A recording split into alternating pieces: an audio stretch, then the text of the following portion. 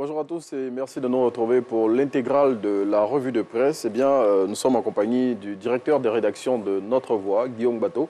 Et c'est avec lui qu'aujourd'hui, on va faire le tour des titres que nous avons retenus. Bonjour Guillaume. Bonjour Renaud. Merci d'être avec nous pour faire la une ensemble des titres de ce jour. Eh bien, Guillaume, hier s'est tenu le premier conseil des ministres de l'année 2022 et au cours de cette réunion gouvernementale, le président de la République a invité tous les membres du gouvernement à la bonne gouvernance et surtout à plus de transparence dans la gestion des biens publics. Oui, c'est d'actualité. Vous savez que depuis quelques mois, il y a une vague d'audits dans plusieurs entreprises publiques et parapubliques. Et le chef de l'État, au cours de son intervention dans le message de fin d'année, est justement revenu sur cette question.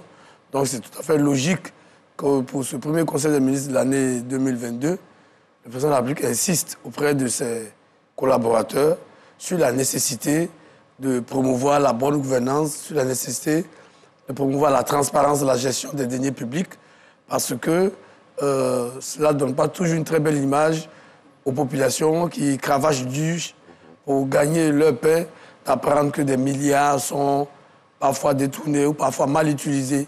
Donc, il était tout à fait compréhensible que le chef d'État insiste. Je pense que les ministres ont dû comprendre. Surtout que j'ai même qu'il y aura un nouveau gouvernement dans quelques semaines. Bon, on attend de voir. Ils ont intérêt à bien gérer. Oui, et puis, bien évidemment, en parlant de cette invitation que le chef de l'État a fait à ses collaborateurs pour que les choses publiques soient bien gérées, on se rappelle que cette vague d'audit avait entraîné des licenciements et aussi des gardes à vue pour certains gestionnaires des affaires publiques. Et surtout, au cours de ce Conseil des ministres, Guillaume Bateau, le président de la République a invité aussi ses collaborateurs à s'appuyer sur le PS-Gouv 2022-2024 pour améliorer les conditions de vie des populations. Oui, le programme social du gouvernement n'est pas à sa première phase. C'est un programme qui avait déjà commencé il y a quelques années. Le président de la République l'a reconduit. Il espère que ses ministres vont s'en inspirer. Parce qu'effectivement, il reste encore, malgré tous les efforts qui ont été faits et qui sont faits chaque jour, il est évident que notre pays a encore des efforts à faire pour améliorer substantiellement les conditions de vie et d'existence de nos populations.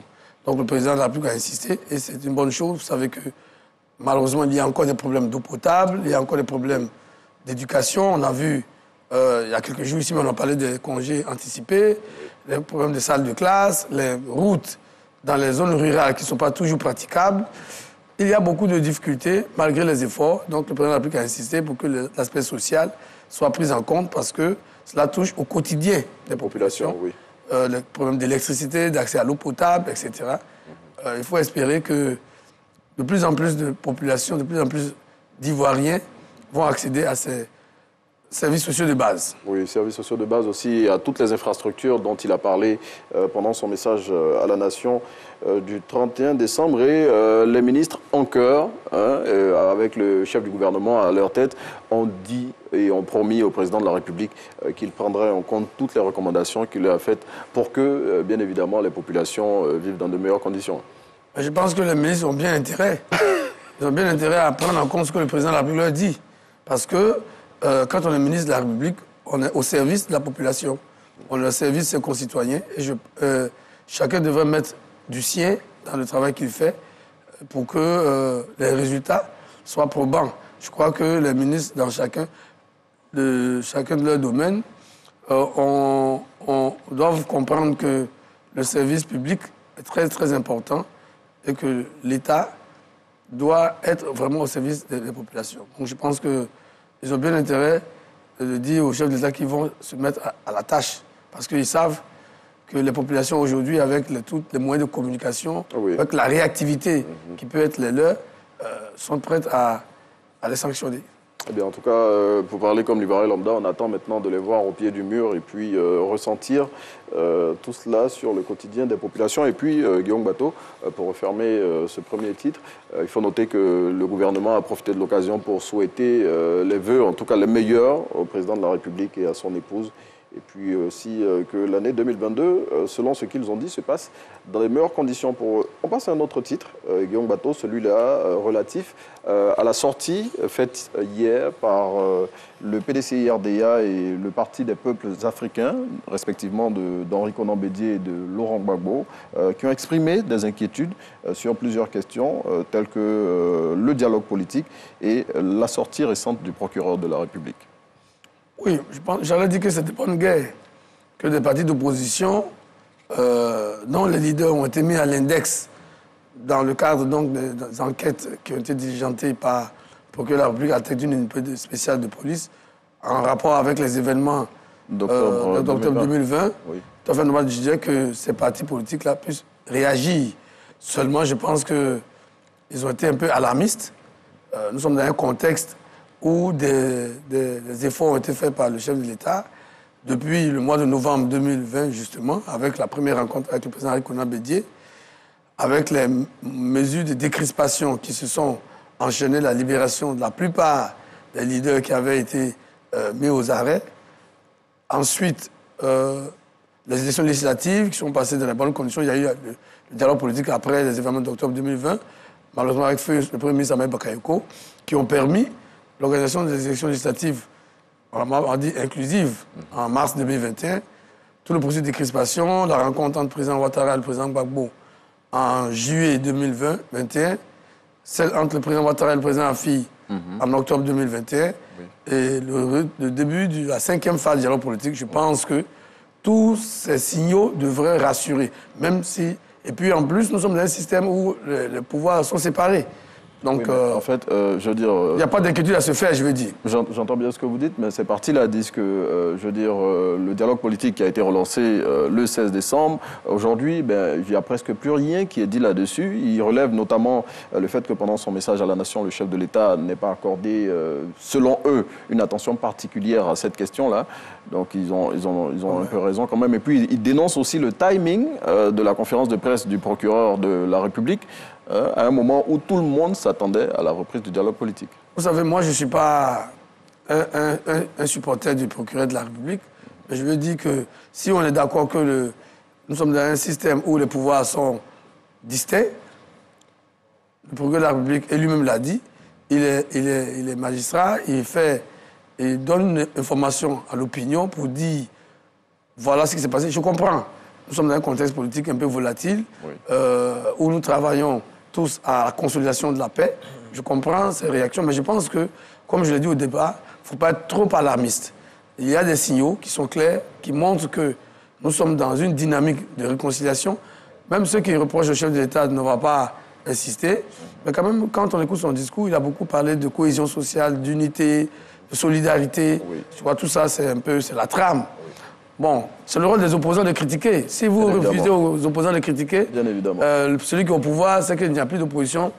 On va revenir au parti unique, ce que moi, je ne souhaite pas du tout. OK. Et puis, en tout cas, malgré qu'ils aient relevé ce qu'ils ont appelé, ce qu'ils ont traité d'inquiétude, ils ont exprimé toute leur disponibilité, bien évidemment, à poursuivre le dialogue politique. Hein. Ils ont dit qu'ils étaient ouverts. Si je vais être un peu méchant, j'allais dire que en fait, c'est un appel du pied au chef d'État pour dire « appelle-nous, on va accepter ». Mais en tout cas, c'est tout ce qu'on souhaite, hein, tout ce que toutes les populations ivoiriennes souhaitent, que le dialogue politique reprenne véritablement. Le ton a été déjà donné le 16 décembre et j'imagine que ce sont des réglages qui sont encore en train d'être faits avant sa reprise. Autre point, Guillaume Bateau, et celui-là il concerne le Front populaire ivoirien et des propositions qui ont été faites par ce parti dirigé par Pascal Affi N'Guessan sur le découpage électoral. Oui. Il s'agit de quoi exactement? La question du découpage électoral, c'est une question récurrente. Vous savez que notre processus de représentation est ancien. Oui. Et le problème qui se pose aujourd'hui, c'est que si on parle du principe que tous les citoyens sont égaux devant la loi, ils doivent être égaux devant leur représentation. Oui. Or, il se trouve que certaines circonscriptions moins peuplées ont plus de députés que d'autres. Notamment, on peut citer Yopougon, la commune de Yopougon. Alors, par exemple, Yopougon, qui a près d'1 million d'habitants, hein, si on se réfère au RGPH de 2014, qui doit en avoir un peu plus aujourd'hui, a 6 députés, là où, dans certaines circonscriptions, je vais parler par exemple de Kong, Oui. Parfois avec moins de 100 000 habitants, ils sont à 3 députés. Voilà. Donc voilà le problème, c'est dans beaucoup de régions. Parfois à l'intérieur même des régions, certains départements qui ont à peu près le même nombre d'habitants, un département peut avoir plus de députés que d'autres. Donc ce que le Front populaire ivoirien propose, c'est qu'il y ait une harmonisation pour qu'on parte sur un principe de un député pour 75 000 habitants. Oui. Cela donnerait un certain nombre de rééquilibrage pour ne pas que certaines populations soient surreprésentées et d'autres sous-représentées. Oui, et puis l'objectif, selon le Front populaire ivoirien, c'est de rétablir l'équilibre, hein, selon les informations qui ont été données par l'Inter. Guillaume Bateau, on ne peut pas parler aujourd'hui de l'actualité en Côte d'Ivoire sans évoquer la Covid-19. Et Soir Info, dans sa livraison de ce jour, revient sur la conférence qui a été animée par la directrice de l'Institut Pasteur et le directeur de l'INHP, au cours de laquelle ils ont franchement fait une déclaration inquiétante sur la vague de grippe qui sévit actuellement en Côte d'Ivoire. Oui, effectivement, si vous avez suivi un peu, même parmi vos proches, pendant ces fêtes de fin d'année, beaucoup de personnes sont tombées malades. Oui. On ne comprenait pas, mais je pense que c'est la raison qui a été évoquée par nos deux spécialistes. Finalement, c'est une forme moins grave. Il faut s'en réjouir de la Covid. Mais il est clair que la Covid sévit. Et en tout cas, beaucoup d'amis sont tombés malades. Et il faut leur souhaiter prompt établissement. Il faut leur souhaiter d'observer les mesures barrières, oui, de se faire vacciner. On ne le dira jamais assez. Le vaccin est disponible. Le vaccin est disponible. Il faut se faire vacciner. Il ne faut pas négliger la vaccination. Il y a beaucoup d'anti-vax, comme en Europe, comme ici, mais sincèrement, il faut conseiller le vaccin aux uns et aux autres, parce que, comme quelqu'un l'a dit sur ce plateau, malheureusement, la Covid tue. On a perdu beaucoup de proches, beaucoup d'amis, oui, beaucoup de personnalités. Il y a quelques mois, il faut conseiller aux uns et aux autres de se faire vacciner. Oui, et puis surtout, le professeur Mireille Dosso a demandé aux populations d'éviter de consommer le koutoukou, la boisson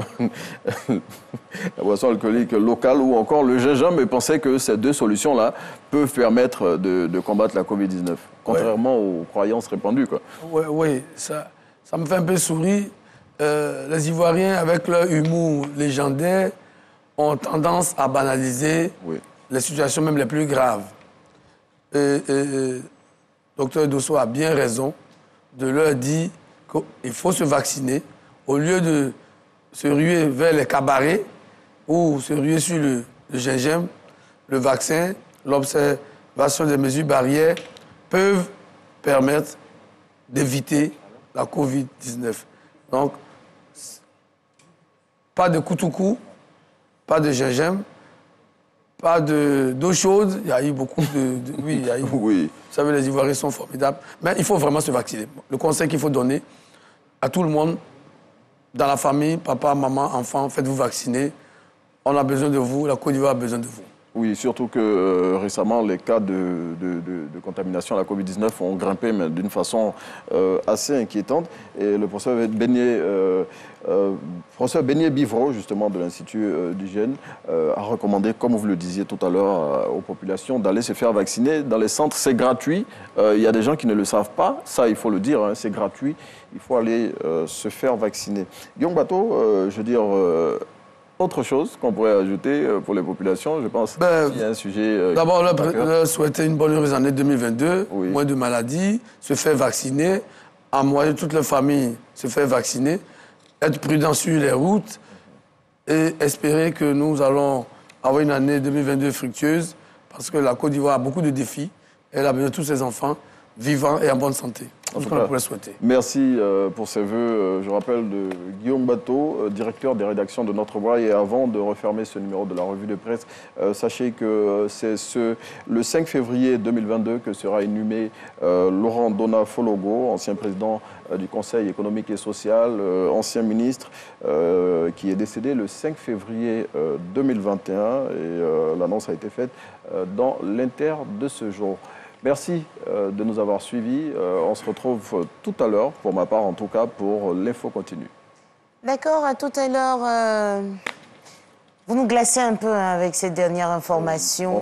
On a mis beaucoup de temps quand même avant de pouvoir procéder à l'inhumation. Et Guillaume Bateau a sûrement quelque chose à dire à ce sujet. Oui, Renaud a énuméré tous les titres du président Fologo, mais il faut rappeler qu'il a été journaliste. Donc, un de nos dévanciers, dont on était tous proches. Donc, vraiment présenter nos condoléances à nos parents de Péguéka, de Korogo, de tout le pays Sénéfo de façon générale. Si le temps nous permet, nous serons à Péguéka pour lui rendre un dernier hommage. Effectivement. Merci beaucoup, messieurs. On parlait de grippe tout à l'heure. Vous n'avez pas été touché apparemment. Mais M. Guillaume Bateau disait tout à l'heure, pas de gingembre. Mais si on ne vend pas nos gingembre, on fait comment? Là, dans nos sacs partout, il y a des gingembre séchés, toutes les formes. C'est bon pour se décongestionner. On peut utiliser le gingembre, mais pas pour... Mais pas pour dire que ça nous soigne complètement, quoi. Sinon, gingembre, citron, miel... On est passé par toutes les mixtures. On mélange tout. Mais est-ce qu'on a raison de le faire? On aura l'occasion d'en parler tout à l'heure avec Docteur Envo, qui est notre nutritionniste maison. Il est nutritionniste à l'Institut de cardiologie d'Abidjan, maître assistant à l'université Nongui à Brogua. Messieurs, merci de pouvoir...